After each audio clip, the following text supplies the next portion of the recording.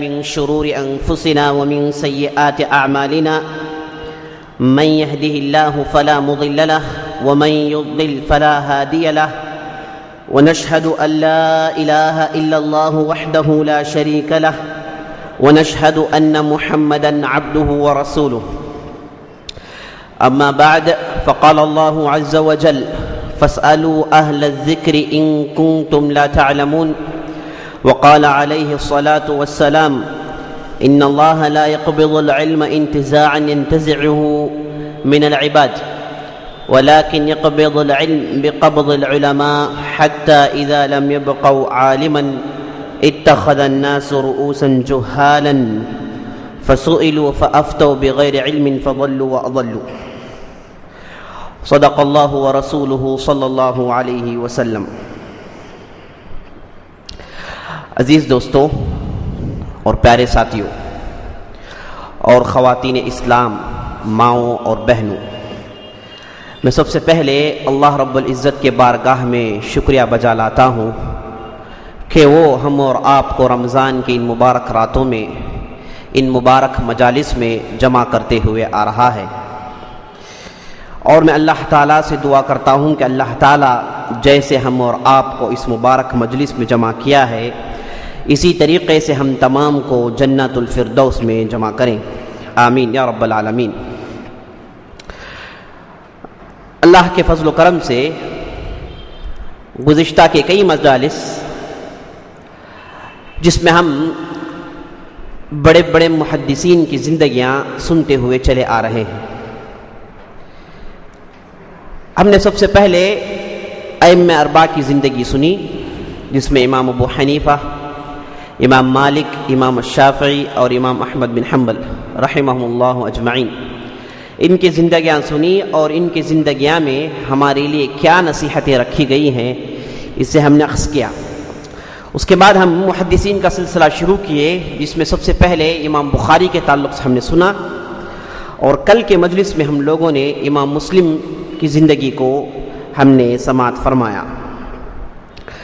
انشاءاللہ آج ہم ابو داؤد السجستانی رحمہ اللہ کی زندگی آپ کے سامنے عرض کریں گے۔ اس سے پہلے کہ ہم ان کی زندگی دیکھیں، چند اہم باتیں آپ کے سامنے پیش کرنا ضروری ہے۔ ہم عام طور پر سنتے ہیں کہ فلاں حدیث صحیح ہے، فلاں حدیث ضعیف ہے، فلاں حدیث قابل قبول نہیں، فلاں حدیث جس کے تعلق سے ڈاؤٹ ہے، بعض لوگ صحیح کہتے ہیں، بعض لوگ ضعیف کہتے ہیں۔ یہ آخر کیوں ہوتا ہے؟ اس کے پیچھے کیا چیزیں ہیں جو ان چیزوں کو اس طریقے سے بناتی ہیں؟ کب ایک حدیث صحیح ہوتی ہے؟ کون سی حدیث صحیح ہونے کے باوجود قبول نہیں کی جائے گی؟ کون سی حدیث جس پر لامحالہ عمل کرنا ضروری ہے؟ کون سے احادیث جس پر عمل کرنا ضروری نہیں ہے؟ یہ ڈھیر سارے اقسام ہیں۔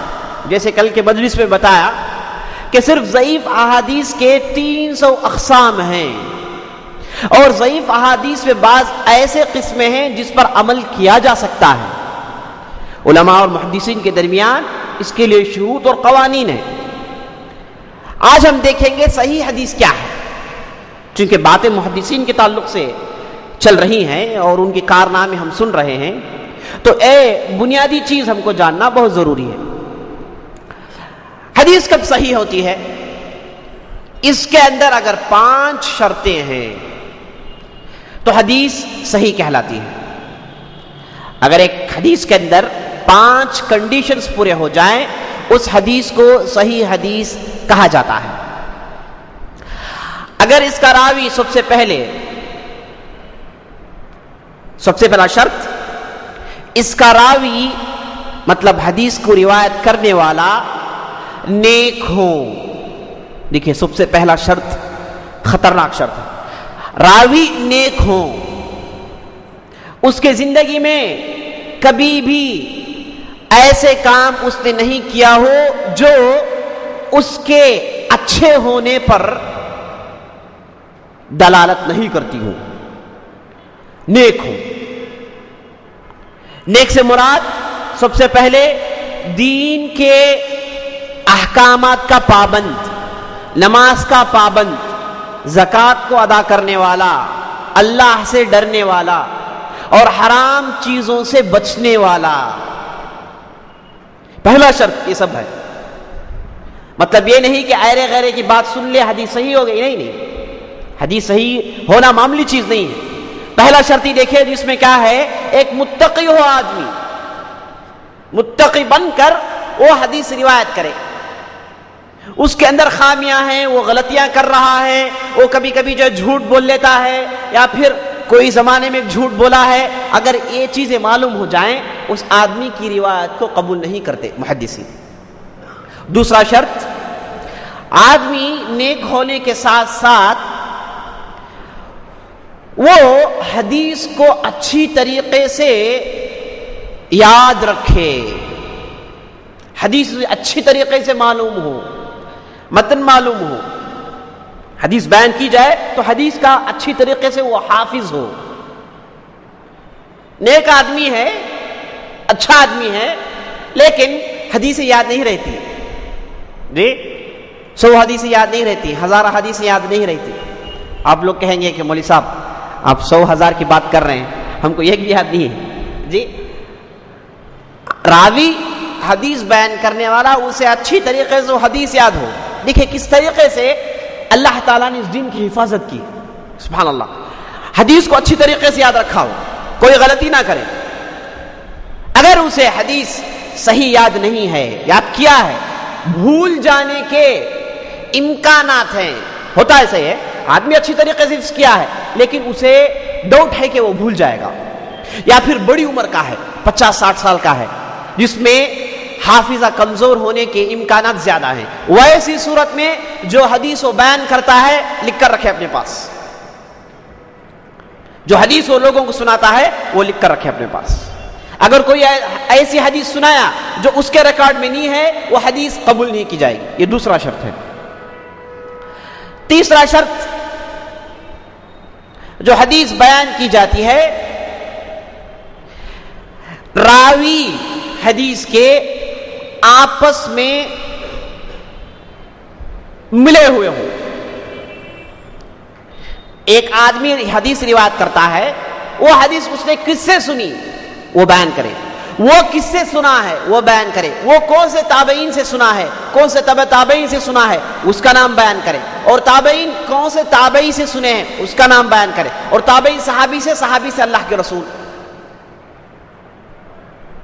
جی مثال کے طور پر ایک حدیث ہے بخاری کے اندر، بخاری کہیں گے حدثنا کہ میں سنا تھا، میرے استاد اسحاق بن راہوے اس حدیث کو بیان کرتے ہیں، اور اسحاق بن راہوے کہتے ہیں کہ انہوں نے امام زہری سے سنا، اور امام زہری تابعین میں سے، امام زہری نے فلاں صحابی انس بن مالک سے سنا، انس بن مالک نبی صلی اللہ علیہ وسلم سے سنا. یہ جو چین ہے یہ بالکل پرفیکٹ ہو، بیچ میں ٹوٹا نہ ہو، بیچ میں کسی بھی لحاظ سے ٹوٹا نہ ہو. کوئی راوی اپنے استاد کو چھوڑ کر اس کے استاد کا نام بیان نہ کرے، ٹھیک ٹھیک بیان کریں. اور علماء کے درمیان اور ان کے پاس ڈھیر ساری کتابیں ہیں، ڈھیر سارے ایسے معلومات ہیں جس کے ذریعے سے وہ لوگ پہچان لیں گے کہ فلاں راوی سے ملاقات کیا ہے یا نہیں کیا ہے، فلاں آدمی فلاں کو استاد مانا ہے، اس کے پاس پڑھا ہے یا نہیں پڑھا ہے، پورے ریکارڈز موجود ہیں. کوئی راوی یہ نہیں کہہ سکتا، جھوٹے نہیں کہہ سکتا کہ میں نے ڈائریکٹ اس آدمی سے سنا ہے جبکہ اسے ملاقات نہیں کی ہو، نہیں کہہ سکتا. پورا ریکارڈ موجود ہے کیونکہ اس کی پوری زندگی ریکارڈ ہے. اسی لیے ہمارے علماء کے پاس ہمارے شریعت میں تقریباً 6 لاکھ لوگوں کی زندگیاں ریکارڈ ہیں. ایک نہیں دو نہیں، 6 لاکھ. ہر راوی کی زندگی ریکارڈ ہے. آپ کسی بھی کا بھی نام پوچھ لیجئے، کتابوں میں مل جائے گا، آدمی کہاں پیدا ہوا، کدھر پیدا ہوا، اس کا باپ کون تھا، اس کے بچے کون تھے، کون سی زمین میں تھا، اس کا اساتذہ کون ہے، وہ کتنے حدیث روایت کیا ہے، سب کچھ موجود ہے. اور جیسے کل کی مجلس میں بتایا، اس امت کی خصوصیت ہے، کسی اور کے پاس نہیں ہے. کوئی یہودی کوئی نصرانی آپ کو یہ نہیں بتلائے گا کہ میں نے موسیٰ سے سنا ہے، تو موسیٰ سے کون کون لوگ سنے ہیں، کسی کے پاس نہیں ہے موجود سوائے ہمارے اس امت کے. اللہ تعالیٰ نے اس امت اس طریقے سے حفاظت کی. تو تیسرا شرط، یہ چین جو ہے متصل ہو، ٹوٹا نہ ہو. چوتھا شرط، اس کے اندر ہے آدمی نیک، حافظ ہے، حدیث کا حافظ ہے، اور چین بھی نہیں ٹوٹا ہے.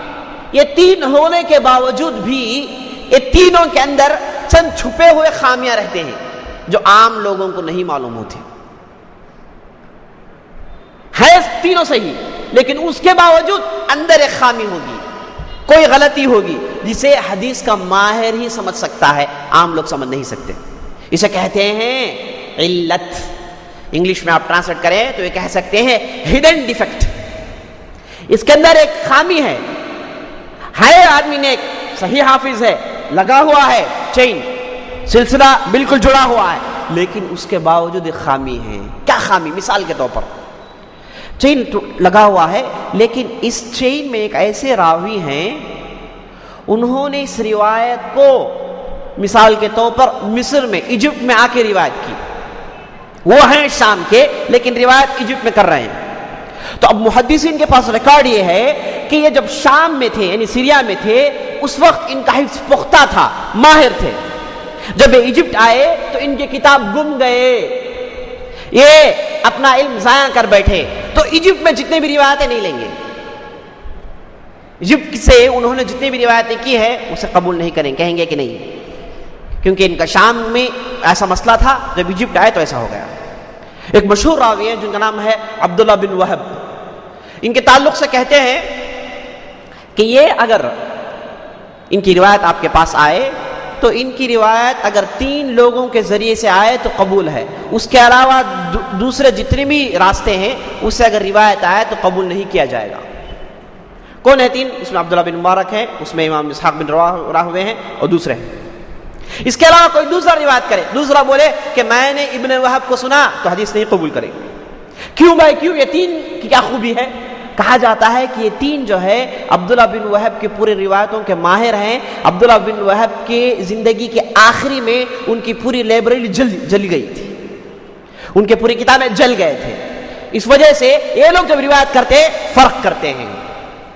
تو عبداللہ بن وہب کی روایتیں ان کی لائبریری جلنے کے بعد جتنی بھی ہیں پورے ضعیف ہیں. تو یہ سب کیا ہے؟ ہڈن ڈیفیکٹس کہلاتے ہیں، جسے عام آدمی پہچان نہیں سکتا، ماہر پہچان سکتا ہے. تو حدیث چوتھا کنڈیشن، 4th کنڈیشن یہ ہے کہ اس کے اندر اس قسم کے ہڈن ڈیفیکٹس نہ ہوں.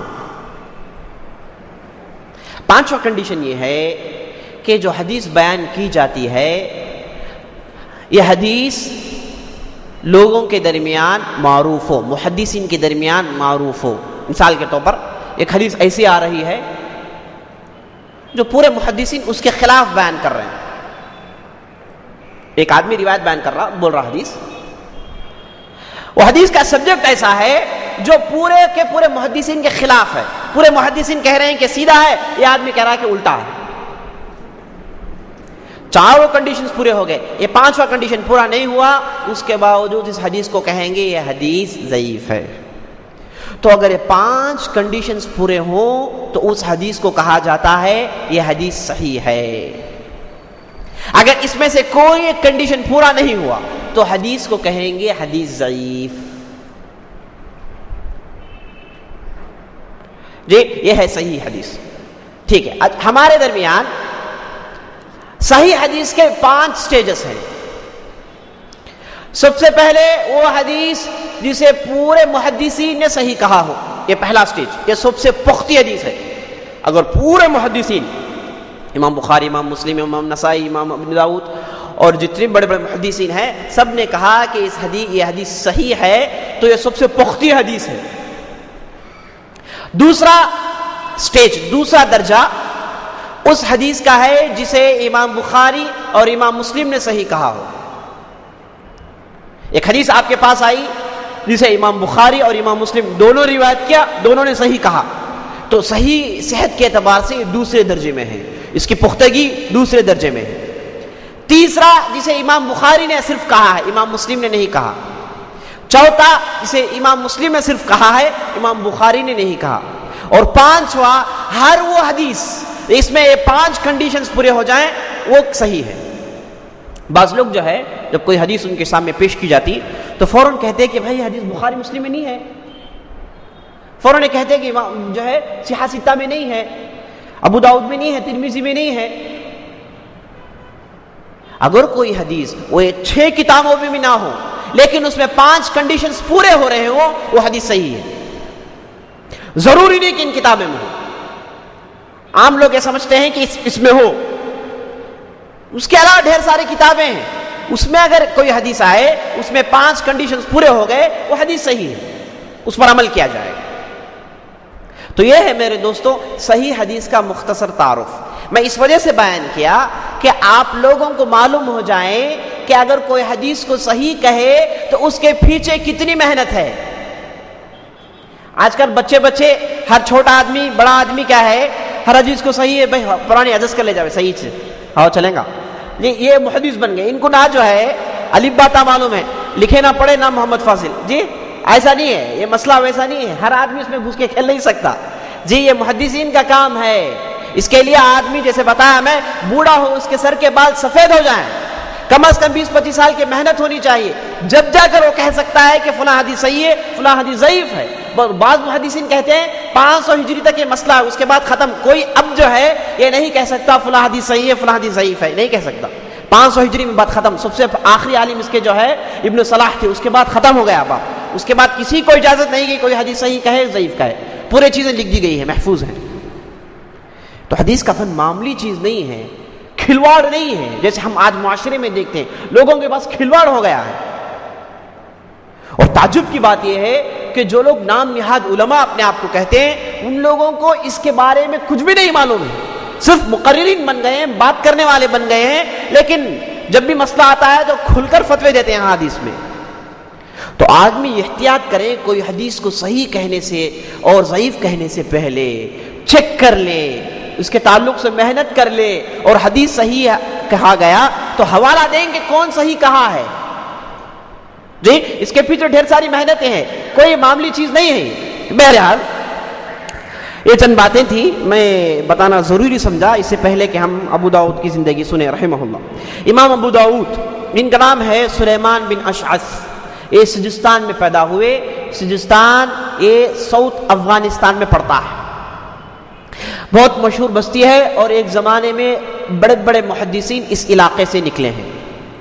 اور امام ابو داؤد جو ہے اس بستی میں پیدا ہوئے 202 ہجری میں۔ پیدا ہونے کے بعد چونکہ قدرتی طور پر مالدار تھے، ان کی زمینیں تھیں، انہوں نے ان تمام زمینوں کو لوگوں کے پاس دے دیا، اپنے رشتہ داروں کے پاس دے دیا، صرف ماہانہ چند پیسے لیتے تھے جس کے ذریعے سے اپنی زندگی گزارتے تھے۔ اور جب ان کی عمر 18 سال کی ہوئی، انہوں نے اپنی بستی کو چھوڑا، بصرہ میں جا کر سیٹل ہو گئے۔ بصرہ ایک مشہور بستی ہے عراق کے اندر جہاں تمام محدثین جمع ہوتے ہیں، اور وہاں جانے کے بعد ان کی شہرت کو 4 چاند لگ گئے، بہت مشہور ہوئے، اور خاص طور پر یہ امام احمد بن حنبل کے شاگرد تھے۔ کل ہم نے سنا امام مسلم، امام بخاری کے خاص شاگرد تھے، آج آپ یہ سنیے ابو داؤد رحمہ اللہ یہ امام احمد کے خاص شاگرد تھے، امام احمد کے ہر مجلس میں رہتے تھے۔ امام احمد بن حنبل گویا کہ ابو داؤد کو بنائے ہیں، اگر امام احمد بن حنبل نہ ہوتے امام ابو داؤد نہ ہوتے۔ تو امام ابو داؤد کے تعلق سے ڈھیر سارے علماء نے جو ہے ان کی تعریف کی ہے۔ کہا جاتا ہے کہ یہ جب بھی لباس سلاتے تو ان کے ایک لباس کی ایک آستین بڑی ہوتی، ایک آستین بالکل نارمل ہوتی۔ لوگ پوچھتے کہ بھائی یہ آستین کیوں بڑی ہے؟ کہتے ہیں کہ کتابیں رکھنے کے لیے، کہتے ہیں کہ کتابیں رکھنے کے لیے، آدمی جب بھی جائے اپنے پاس کتاب رکھے جی۔ یہ محدثین علماء کا طریقہ ہے کہ جب بھی جائے اپنے پاس کتاب ہوتا ہے، بغیر کتاب کے سفر کرنا حرام ہے ان لوگوں کے پاس جی، جائز نہیں ہے۔ آدمی سفر کرے تو ساتھ کتاب رہے، بغیر کتاب کے رات اور دن نہیں ہوتا۔ ایک آپ محدث کہتے ہیں کہ مغرب کے وقت مجھے کتاب ملی، مغرب کے وقت مجھے ایک کتاب ملی، اب چونکہ رات کا وقت تھا، سفر میں تھا، تو میں مجبوراً سونا پڑا، لیکن رات بھر نہیں سوا، اس وجہ سے کہ مجھے اس کتاب میں کیا ہے معلوم ہو جائے۔ کتاب کھول کر پڑھنے کا نہیں موقع ملا، تو فجر تک میں بستر میں لوٹتا رہا، جب فجر ہوئی تو کتاب کھول کر دیکھا تو راحت ملی جی۔ اس طریقے سے تھے ہمارے علماء اور محدثین۔ تو امام ابو داؤد کی ایک آستین بڑی ہوتی تھی تاکہ اس میں کتاب پیک کر سکے، جائے تو ساتھ اپنے ساتھ کتاب رکھے۔ ایک بہت بڑے محدث ہیں، وہ کہتے ہیں کہ اللہ تعالیٰ نے جیسے نبی داؤد کو لوہا ملائم کر دیا جی، اللہ تعالیٰ قرآن میں کہتا ہے لقد آتینا داؤد منا فضلا یا جبال اوبی معه الطیر وَأَلَنَّا لَهُ الْحَدِيدَ، کہ ہم نے داؤد کو یہ جو لوہا ہے اسے ملائم کر دیا جی. وَعَلَّمْنَاهُ صَنْعَةَ لَبُوسٍ لَكُمْ، ہم نے جو ہے داؤد علیہ السلام کو جو جہاد میں زرع پہنتے ہیں لوہے کا وہ بنانے کا علم ہم نے سکھایا داؤد کو. اللہ تعالیٰ کہتا ہے قرآن میں. تو داؤد کو اللہ تعالیٰ نے لوہا آسان کر دیا، تو اس کے ذریعے سے وہ ڈھیر سارے ہتھیار بنائے، ڈھیر سارے زرے بنائے اور لوہے کو جو ہے اپنی زندگی میں لے کر آئے. ایسے معلوم ہوتا ہے اس سے پہلے لوگ لوہا استعمال نہیں کرتے تھے، لیکن داؤد نے ایسا کیا کہ لوگ جو ہے لوہا استعمال کرنے لگے. تو کہتے ہیں محدث کہ اللہ تعالیٰ نے جیسے نبی داؤد کو لوہا آسان کر دیا، اس طریقے سے اللہ تعالیٰ نے ابو داؤد کو احادیث آسان کر دی. یہ حدیث کا فن ان کو بڑی آسانی سے اللہ تعالیٰ نے دے دیا، اور حدیث کے فن میں ان کو غیر معمولی مہارت دی. ایک بہت بڑے محدث ہیں جن کا نام امام زکریا، وہ کہتے ہیں کہ اسلام کے اساس 2 کتابوں پر ہے. اسلام کے اساس 2 کتابوں پر ہے. ایک اللہ کی کتاب، اس کی شرح سنن ابی داؤد. ایک بہت بڑے محدث ہیں، ان کے پاس لوگ جا جا کر پوچھے، بولے کہ مولانا اگر سفر کرے تو ساتھ کیا کتاب رکھے؟ سفر کرے تو ساتھ کیا کتاب رکھے؟ تو محدث بولے کہ اگر تمہارے پاس اللہ تعالیٰ کی کتاب کا اچھا نسخہ ہے، اچھے خط کا اچھا نسخہ ہے، اور اس کے بعد سنن ابو داؤد ہے، یہ تمہارے لیے کافی ہے. ایک بہت بڑے مجاہد ہیں موحدین، ان لوگوں کی حکومت تھی الجزائر میں. الجزائر مغرب میں لوگ حکومت کرتے تھے موحدین، اور یہی لوگ جو ہے اسپین کو گرتے ہوئے بچائے دوسری مرتبہ. بہت بڑے اچھے لوگ ہیں. تو ان کا ایک بہت بڑا بادشاہ تھا جس کا نام تھا عبد القوی. یہ کہتا تھا کہ ہمارے پاس زندگی جینے کے 3 اصول ہیں. ہمارے پاس زندگی جینے کے 3 اصول ہیں. سب سے پہلا اصول اللہ تعالیٰ کی کتاب، دوسری اصول سنن ابو داؤد، تیسرا اصول یہ تلوار. یہ 3 سے جو ہے ہم زندگی گزارتے ہیں. تو جو ہے دوسری چیز میں جو ہے سنن ابو داؤد ہے. اور ایک بہت بڑے محدث کہتے ہیں اللہ تعالیٰ نے یہ دین کی حفاظت، یہ احادیث کی حفاظت 4 لوگوں کے ذریعے سے کی. ایک امام بخاری، ایک امام مسلم، ایک امام ابو داؤد، ایک امام نسائی، جن کی زندگی انشاءاللہ بعد میں آپ کے سامنے آئے گی. ایک بہت بڑے محدث ہیں جن کا نام موسیٰ بن ہارون ہے. وہ کہتے ہیں کہ دنیا میں سب سے بہتر آدمی جس کے ساتھ میں اپنی زندگی گزارا وہ ہے امام ابو داؤد. ہر فن میں، علم میں لے لیجیے آپ، عمل میں لے لیجیے آپ، عبادت میں لے لیجیے آپ، لین دین میں لے لیجیے آپ، تجارت میں لے لیجیے آپ، ہر مسئلے میں ان کو کبھی بھی غلطی کرتے ہوئے، گناہ کرتے ہوئے میں نے اپنی زندگی میں نہیں دیکھا، جبکہ ان کے ساتھ بھی چل رہے ہیں. اور حدیث کی جو ہے معلومات حاصل کرنے کے ان کے پاس خواہش دیکھیے. ایک مرتبہ جو ہے جب مجلس چل رہی تھی، ایک مسئلے میں اختلاف ہو گیا کہ نبی صلی اللہ علیہ وسلم کے پاس ایک صحابی آئے، آ کر بولے اللہ کے رسول آپ بیر بضاع ایک چھوٹا کنواں تھا مدینے کے اندر، بیر بضاع کا پانی استعمال کرتے ہیں، اس سے آپ وضو کرتے ہیں، جبکہ میں نے دیکھا ہے، صحابی کہتے ہیں کہ اس کنویں میں لوگ لا کر غلاظت ڈالتے ہیں. جی بعض عورتیں جو ہے اپنے غلیظ کپڑے لا کر اس جو ہے کنویں میں ڈالتی ہیں، میں نے آپ کو دیکھا ہے کہ آپ اس کنویں کا پانی استعمال کرتے ہیں. تو نبی صلی اللہ علیہ وسلم بولے کہ پانی کبھی بھی نجس نہیں ہوتا، پانی کبھی بھی نجس نہیں ہوتا. تو اختلاف یہ ہو گیا تھا کہ یہ جو کنواں ہے یہ کتنا بڑا ہے، کیونکہ محدثین کے پاس اگر کنواں بہت بڑا ہو اس میں چاہے جتنی بھی غلاظت پڑے وہ پانی خراب نہیں ہوتا، آپ اسے وضو کر سکتے ہیں. پانی زیادہ ہو اگرچہ اس کا رنگ بدل جائے لیکن آپ کے لیے وہ پانی اچھا ہے. عام طور پر لوگ سوال کرتے ہیں جب بارش پڑتی ہے تو پانی زیادہ رک جاتا ہے، کیا مولوی صاحب اس میں جو ہے پڑھنا نہیں، پینٹ جا کے بدلا لے کے آنا یا پھر پینٹ پوری دھونا؟ جی بہت پریشانی ہوتی ہے ان لوگوں. فتویٰ یہ ہے کہ کوئی نہیں، آرام سے آپ جو ہے وضو کریں، نماز پڑھ سکتے ہیں، کیونکہ یہ جو پانی ہے بارش کا پانی ہے اور یہ پانی بہت زیادہ ہے، سڑکوں میں کھڑتا ہے، بہت زیادہ ہے.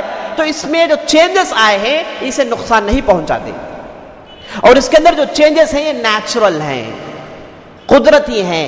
اگر پانی میں قدرتی تبدیلیاں آ جائیں، قدرتی چینجز آ جائیں، وہ پانی آپ استعمال کر سکتے ہیں. آپ سفر کر رہے تھے، دیکھ رہے ہیں کہ راستے میں ایک چھوٹا کنواں ہے جس میں پانی ہے بالکل مٹی کے رنگ کا، آپ کے لیے جائز ہے کہ آپ اس میں وضو کر سکتے ہیں، پانی پاک ہے، کیونکہ اس کے اندر جو چینجز ہیں یہ قدرتی ہیں. تو بہرحال اگر پانی زیادہ ہو، اس کے اندر چینجز تبدیلیاں آئے تو یہ پانی نجس نہیں کہلائے گا. اگر پانی کم ہے تو اس میں اگر تبدیلیاں آ جائے تو پانی نجس کہلائے گا. تو کون سا زیادہ پانی کون سا کم پانی؟ اگر پانی جو ہے قلتین، ایک بہت بڑے جو ہے مدینے میں ہنڈا مطلب قلے بول کے جو ہے بڑے بڑے جو ہے ویسلز تھے جسے لوگ استعمال کرتے ہیں، اگر 2 قلے سے اگر زیادہ پانی ہو یعنی 210 لیٹر سے اگر زیادہ پانی ہو تو وہ پانی نجس نہیں ہوتا، اگر اس سے بھی کم ہو تو پانی وہ نجس ہوتا ہے۔ تو بیر بضاع کے تعلق سے اختلاف یہ پڑ گیا تھا کہ اس کا پانی زیادہ ہے یا کم ہے، یہ قلتین سے زیادہ ہے یا کم ہے۔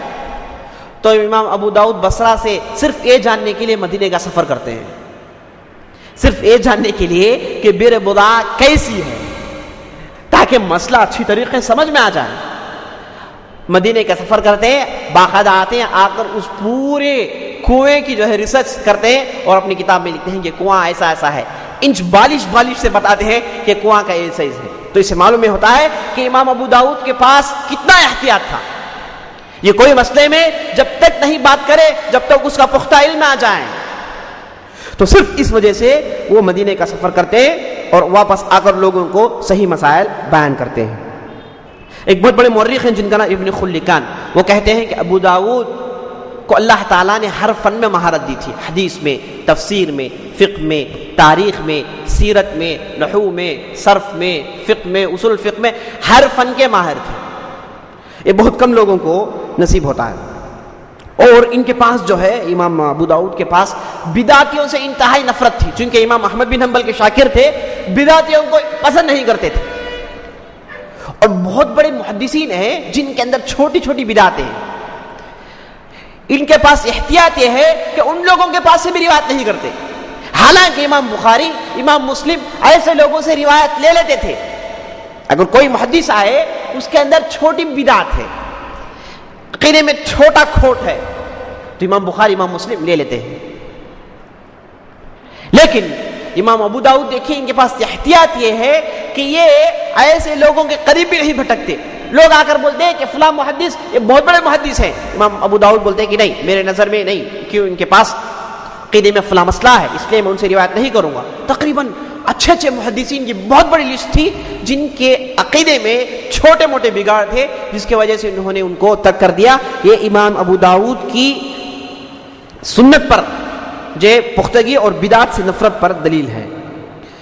اور امام ابو داؤد کہتے ہیں کہ پوری دین کے اساس وہی جو کتاب لکھے ہیں جس میں 4000 احادیث ہیں، اور اس میں تقریباً 1000 احادیث بخاری مسلم میں موجود ہیں، اور بقیہ احادیث اکثر و بیشتر صحیح ہیں اور بعض ضعیف ہیں، اسے قبول نہیں کیا جائے گا۔ بخاری مسلم ایسی کتابیں ہیں جس میں ضعیف ہی نہیں ہے، لیکن ابو داؤد حالانکہ اتنی چیزیں ہیں ان کے پاس، اس کے باوجود ان کے کتاب میں چند احادیث ضعیف پائے گئے۔ کیوں امام ابو داؤد نے ان کتابوں کو، ان روایتوں کو اپنی کتاب میں جگہ دیا؟ وجہ یہ ہے کہ یہ ان کے نظر میں یہ احادیث جو ہے صحیح ہو جائیں اگر اسی طریقے سے دوسرے احادیث ملے۔ احادیث میں قسم یہ بھی ہے کہ حدیث کمزور ہے، مطلب اتنی کمزور نہیں کہ آپ اسے چھوڑ دیں، اسی درجے کی اگر 2-3 احادیث مل جائیں تو یہ تینوں مل کر یا پھر چاروں مل کر حدیث صحیح ہو جائے گی۔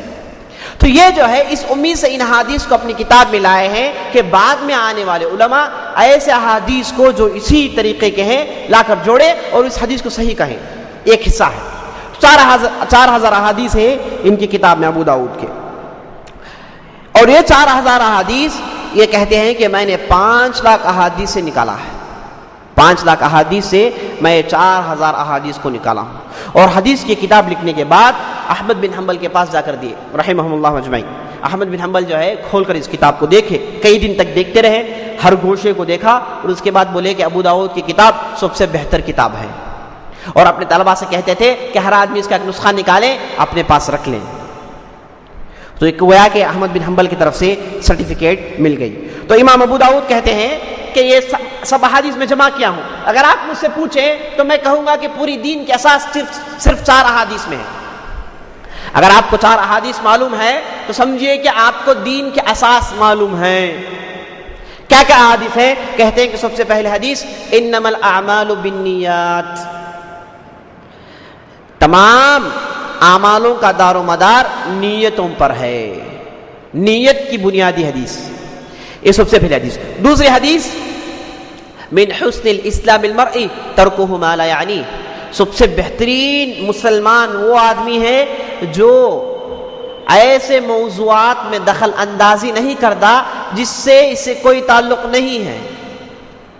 جی اپنے طور سے ہے، دوسرے مسائل میں دخل اندازی کرنا، اس میں جو ہے گھسنا، اس میں پریشانی کرنا، یہ نیک مومن نہیں کرتا، نیک مسلمان نہیں کرتا. دوسری حدیث. تیسری حدیث، الحلال بین وحرام بین وبینہما امور مشتبہات لا یعلمہن کثیر من الناس. تیسری بنیادی حدیث یہ ہے کہ حلال واضح ہے، حرام واضح ہے. یہ دونوں کے درمیان چند ایسے مسائل ہیں جن کے تعلق سے شک ہے، اور متقی پرہیزگار کا رویہ یہ ہوتا ہے کہ ان مشتبہات کو، ان شک والی چیزوں کے قریب بھی نہیں بھٹکتا. اگر کوئی آدمی ان مشتبہات، ان شک والی چیزوں کے قریب بھٹکے، اس سے اپنے دامن کو ملوث کر لے، تو یہ عنقریب برائی میں گر جائے گا، حرام میں گر جائے گا. اس کے بعد نبی صلی اللہ علیہ وسلم کہتے ہیں کہ یہ جو حرام چیزیں ہیں یہ اللہ تعالیٰ کے بیان کردہ حدود ہیں. اگر کوئی آدمی یہ حدود، یہ باؤنڈریز کے قریب بھٹکے تو خدشہ یہ ہے کہ وہ پھسل کر یہ باؤنڈری کے اندر چلے جائیں. جیسے ایک آدمی ہے چرواہا، اس کے پاس اس کے بکریاں ہیں، وہ اپنے علاقے میں بکریوں کو چرا رہا ہے، لیکن یہ بکریاں چرتی ہوئی ایک دوسرے آدمی کے علاقے کے قریب بھٹک رہی ہیں، اور ضرور بھی ضرور خدشہ یہ ہے کہ تھوڑی دیر میں وہ لوگ وہ علاقے میں داخل ہو جائیں گے جہاں جانا ان بکریوں کے لیے جائز نہیں. تو بالکل وہ آدمی جو حرام کے قریب بھٹکتا ہے، حرام نہیں، حرام کے قریب بھٹکتا ہے. کہتا ہے کہ بینک میں لون مل رہا جی، 40 دن کے بعد آپ کو جو ہے انٹرسٹ ہے، 40 دن تک آپ کو انٹرسٹ نہیں، تب تک جو ہے ارینج کر لیں گے، تب تک کوئی مسئلہ طے کر لیں گے. تو جو بھی یہ کہہ کر گئے ہیں سب اس میں ملوث ہوئے. ایک آدمی آپ بتائیے جو اس میں ملوث نہیں ہوا. ڈھیر سارے لوگ گئے بولے کہ یہاں 40 دن میں ختم کر لیں گے، لیکن گئے ضرور بھی ضرور پھنس گئے.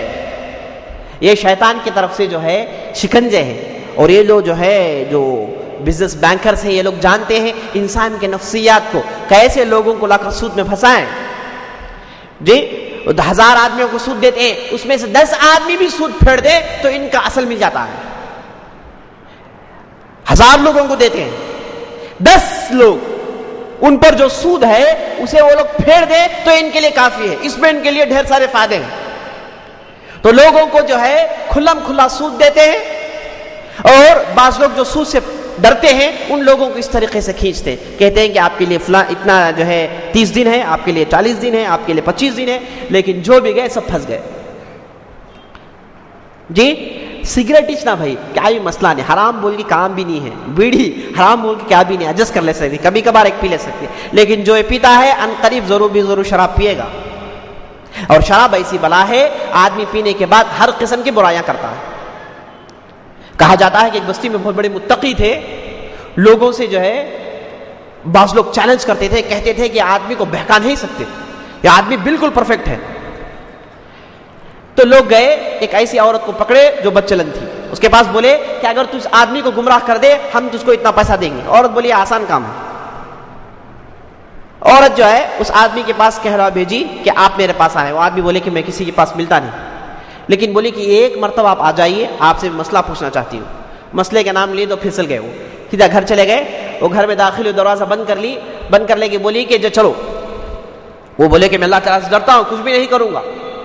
تو عورت بولی کہ اچھا ٹھیک ہے کچھ بھی نہ کرو، کم از کم صرف ایک سپ پی لو بس، جی زیادہ نہیں. صحیح واقعہ ہے بنی اسرائیل. وہ آدمی جب دیکھے کہ کچھ بھی مسئلہ نہیں ہے اور ان لوگوں کے پاس شراب پینا جو ہے بنی اسرائیل میں جائز تھا، تو صاحب لیے ایک گٹ پیے. کہا جاتا ہے کہ گٹ پینے کے بعد وہ آدمی نے زنا کیا، سور کا گوشت کھایا، ہر کام کیا.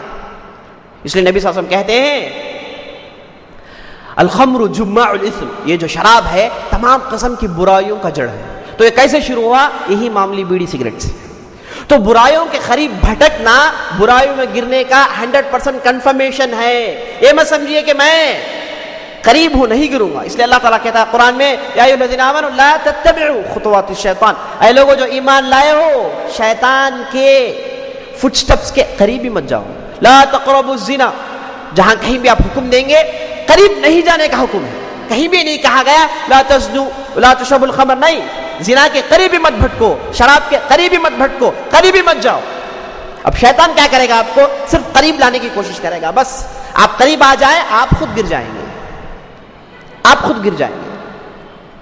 بہرحال تو یہ جو ہے تیسری حدیث ہے جسے امام ابو داؤد کہتے ہیں کہ شریعت کی اساس، الحلال بین والحرام بین۔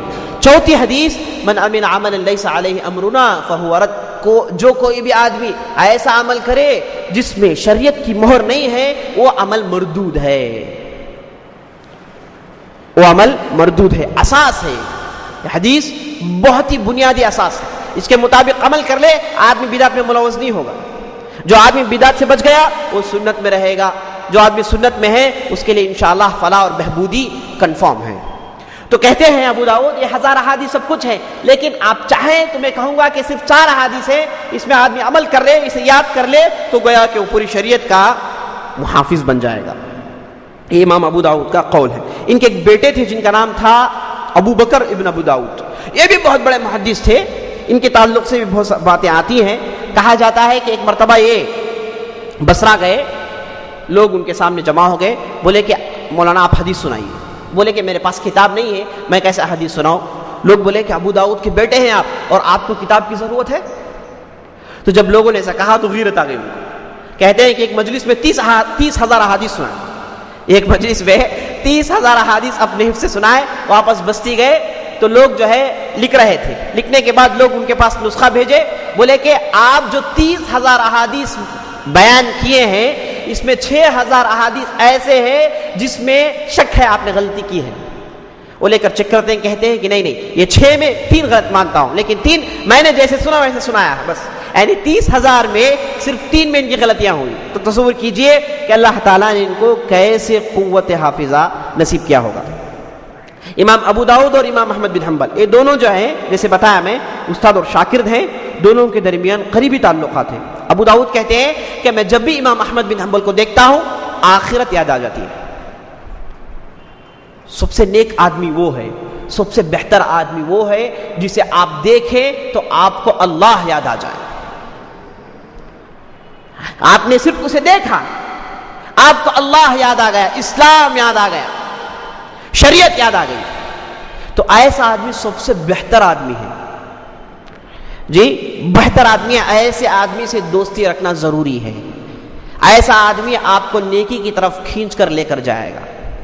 تو امام ابو داؤد کہتے ہیں کہ میں جب بھی امام احمد بن حنبل کو دیکھتا ہوں مجھے اللہ یاد آ جاتی ہے۔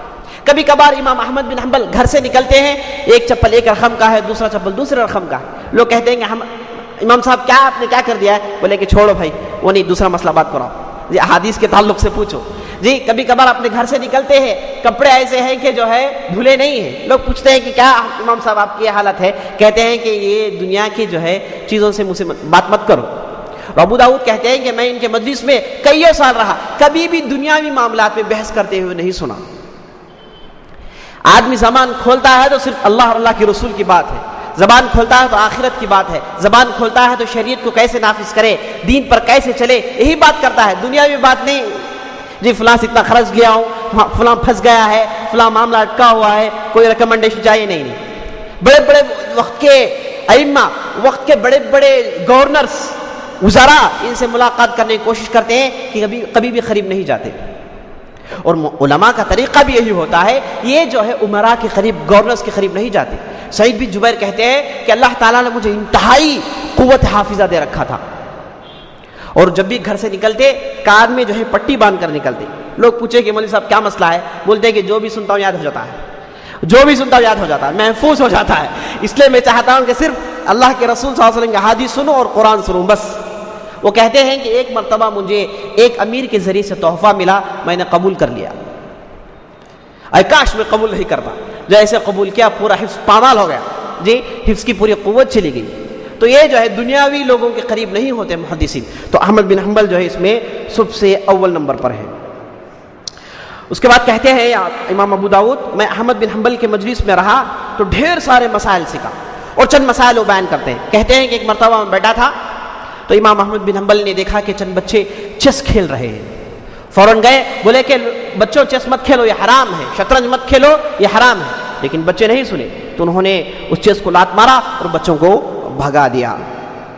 کہتے ہیں دیکھیے کیسے امام احمد بن حنبل کی خوبی یہ ہے دوسرے ائمہ کے درمیان، امام احمد بن حنبل صحابہ کے فتووں پر عمل کرتے تھے، دوسرے ائمہ قرآن حدیث اور اس کے بعد ان کا اجتہاد، صحابہ کے فتوے، تابعین کے فتوے، اس کا اتنا اعتبار نہیں ہوتا ہے، لیکن امام احمد بن حنبل کی خوبی یہ ہے کہ اگر حدیث نہ ملے، قرآن نہ ملے، تیسرے نمبر پر صحابہ کا فتویٰ، صحابہ کا اجتہاد، اپنے اجتہاد کو بعد میں لاتے ہیں، سب سے پہلے صحابہ کا اجتہاد، ان لوگوں نے فلاں مسئلے کو کیسے سمجھا، ان کا فتویٰ بالکل صحیح ہے۔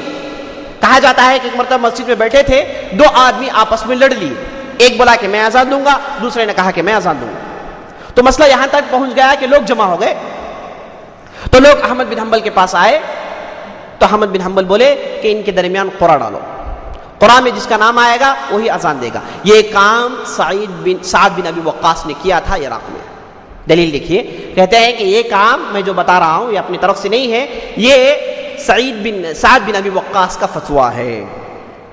ایک آدمی آ کر پوچھے امام احمد بن حنبل سے، یہود اور نصارہ سے ملنا، بیٹھنا، اٹھنا، بات کرنا کیسا ہے؟ امام صاحب نے کہا حرام ہے، سوائے اگر دین کی دعوت دینے کا مقصد ہو، دین کی دعوت دینے کے لیے آدمی جاتا ہے یہود و نصارہ کے پاس جائز، ورنہ ان کے مجالس میں بیٹھنا، ان کے جو ہے فیسٹیولز میں جانا آنا بالکل حرام چیز ہے، جائز نہیں ہے۔ ایک آدمی آ کر جو ہے ایک پیچیدہ مسئلہ پوچھا۔ کیا پیچیدہ مسئلہ؟ بولا کہ ایک عورت ہے عیسائی لیکن اس کے پیٹ میں بچہ مسلمان کا ہے، عورت ہے عیسائی، پیٹ میں بچہ ہے مسلمان کا، اگر ایسی عورت مر جائے اسے کہاں دفن کریں؟ عیسائی کے قبرستان میں یا پھر مسلمانوں کے قبرستان میں؟ اگر عیسائی کے قبرستان میں دفن کر دیں تو مسلمان عیسائی کے قبرستان میں دفن کر دیا گیا چونکہ پیٹ میں بچہ مسلمان کا ہے۔ اگر مسلمانوں کی جگہ اس عورت کو دفن کر دیا جائے تو یہ عورت عیسائی ہے، مسلمان کے قبرستان میں آ گئی، کیسے مسئلہ، کیا حل دے؟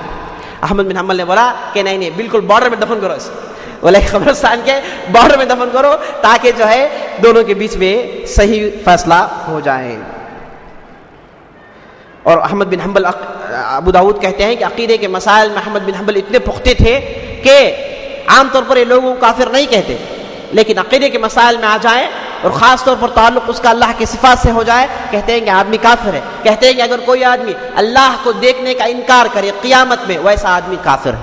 عقیدہ یہ ہے کہ انشاءاللہ ہم آخرت میں مرنے کے بعد اللہ کو دیکھیں گے، یہ ہمارا عقیدہ ہے، صحیح عقیدہ یہی ہے۔ دنیا میں دیکھ نہیں سکتے، لا تدرک الابصار وهو يدرك الابصار وهو اللطيف الخبير، یہ دنیا میں ہے، لیکن آخرت میں مومنین کا عقیدہ ہے کہ اللہ کو دیکھیں گے۔ اور حدیث میں آتا ہے کہ نبی صلی اللہ علیہ وسلم کہتے ہیں انکم لترون ربکم لا تضامون فی رؤیتہ، تم لوگ بلا شبہ تمہارے خدا کو دیکھو گے، تمہارے اللہ کو دیکھو گے، اور جنت میں سب سے عظیم لذت، سب سے عظیم متاع اللہ کو دیکھنا ہے۔ سبحان اللہ، یہ صرف جنتیوں کے لیے ہے، اسی لیے آپ جنت پوچھیں تو جنت الفردوس پوچھیں، چونکہ سب سے اونچا جنت ہے، ادھر سے اللہ تعالیٰ اور واضح نظر آئے گا۔ دوسرے جنتیں نیچے ہوں گے، ادھر سے آپ ہو سکتا ہے اتنا کلیئر نظر نہیں آئے، لیکن جنت الفردوس ایسی جگہ ہے جہاں سے آپ تمہارے رب کو بڑی اچھی طریقے سے دیکھ سکتے ہیں۔ جی، مومنین کے لیے جنت میں سب سے عظیم لذت کیا ہے؟ اللہ کی طرف دیکھنا، اللہ کی طرف نظر پڑنا، یہ صرف جنتیوں کے لیے ہے، دوزخیوں کے لیے نہیں ہے۔ تو یہ عقیدہ ہے ہمارا، لیکن بدعتی کہتے ہیں کہ اللہ کو دیکھ نہیں سکتے، چاہے دنیا میں ہو آخرت میں ہو، اللہ کو دیکھ نہیں سکتے۔ تو احمد بن حنبل کہتے ہیں اگر کوئی آدمی یہ کہے وہ آدمی کافر ہے، اگر کوئی آدمی یہ کہے کہ اللہ کو دیکھ نہیں سکتے، دنیا میں نہیں آخرت میں نہیں، یہ آدمی کافر ہے۔ حالانکہ یہ لوگوں میں کفر کا فتویٰ دینا، تکفیر کو عام کرنا پسند نہیں کرتے تھے، لیکن عقیدے کے مسائل میں بہت شدید تھے، یہی ابو داؤد بتانا چاہتے ہیں۔ اور ایک آدمی آ کر بولا کہ میں قرآن کے تعلق سے عقیدہ یہ ہے کہ قرآن مخلوق بھی نہیں ہے، غیر مخلوق بھی نہیں ہے، قرآن مخلوق بھی نہیں ہے، غیر مخلوق بھی نہیں ہے۔ ہم نے سنا قرآن غیر مخلوق ہے، یہ ہمارا عقیدہ ہے، لیکن اگر کوئی آدمی یہ کہے کہ قرآن مخلوق بھی نہیں ہے، غیر مخلوق بھی نہیں ہے، ایسا آدمی بھی کافر ہے۔ احمد بن حنبل کہتے ہیں ایسا آدمی بھی کافر ہے، اسے چاہیے کہ وہ کہے کہ قرآن غیر مخلوق ہے۔ تو یہ چند واقعات امام ابو داؤد کے امام احمد بن حنبل کے ساتھ۔ اللہ تعالیٰ نے ابو داؤد کو حدیث کا فہم بڑا گہرا دیا تھا، ایک حدیث کی جو ہے شرح کرتے ہوئے کہتے ہیں کہ ایک صحابی آ کر نبی صلی اللہ علیہ وسلم پاس کہتے ہیں کہ اللہ کے رسول، ہم کھاتے ہیں لیکن پیٹ نہیں بھرتا. ابو داؤد کی روایت ہے، ہم کھاتے ہیں لیکن پیٹ نہیں بھرتا اللہ کے رسول، برکت نہیں ہے. تو نبی صلی اللہ علیہ وسلم کہتے ہیں کہ تم لوگ ایسا معلوم ہوتا ہے تم لوگ الگ الگ کھا رہے ہو، پورے مل بیٹھ کر کھاؤ، پورے مل بیٹھ کر کھائیں گے تو کھانے میں برکت ہوگی. بعض لوگ کہتے ہیں بالکل صحیح بولے آپ جی بالکل صحیح کہتے ہیں، صحیح بات ہے کہ جب پورے مل کر بیٹھ کر کھائیں کھانے میں برکت ہوتی ہے. اس کے بعد ابو داؤد اس حدیث سے مسئلہ نکالتے ہیں، کہتے ہیں کہ اگر آپ کو کوئی آدمی دعوت دے، آپ جو ہے بستر میں بیٹھ کر جو آدمی آپ کو دعوت دیا ہے اس کی اجازت کا انتظار کریں. ایسا ہی نہیں بیٹھے شروع ہو جائیں بسم اللہ. آپ جو ہے جو آدمی آپ کو دعوت دیا ہے اس کی اجازت کا انتظار کریں، کیونکہ اگر اس نے اجازت دی تو انشاءاللہ اس کی بھی برکت آپ کو کھانے میں مل جائے گی. اگر اس نے آپ کو اجازت نہیں دی، صرف آپ کھا رہے ہیں، اس کے برکت سے تم محروم ہو گئے. یہ ابو داؤد کا استنباط ہے اس حدیث سے. اور ڈھیر سارے مسائل ہیں، میں اسی سے اپنی بات ختم کرتا ہوں اور اللہ سے دعا کرتا ہوں کہ ہم نے جو بھی کہا ہے، جو بھی سنا ہے، اس پر عمل کرنے کی توفیق بخشے. ابو داؤد رحمہ اللہ کی زندگی سے نصیحت یہ ہے کہ آدمی اللہ تعالیٰ سے ڈرے، اللہ تعالیٰ اسے ڈھیر سارے معلومات سکھائے گا. دوسری نصیحت یہ ہے کہ آدمی احادیث کو پڑھتے وقت اس کے اندر جتنے بھی فائدے ہیں اس پر غور کرے. حدیث پڑھ رہا ہے آدمی، ایسے پڑھتا ہوا چلے جائے، حدیث پڑھ کر اس میں کیا کیا فوائد نکال سکتے ہیں، اس میں ہمارے لیے کیا فائدے ہو سکتے ہیں، اس پر غور کریں. اگر بات نہیں سمجھ میں آئے تو اہل علم سے پوچھیں.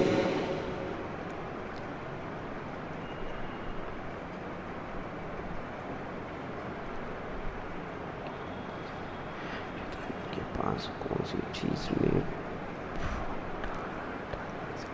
اچھا،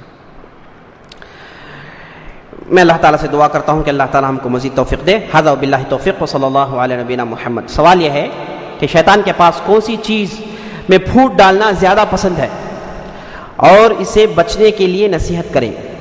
جزاک اللہ خیر. صحیح مسلم کی روایت ہے کہ شیطان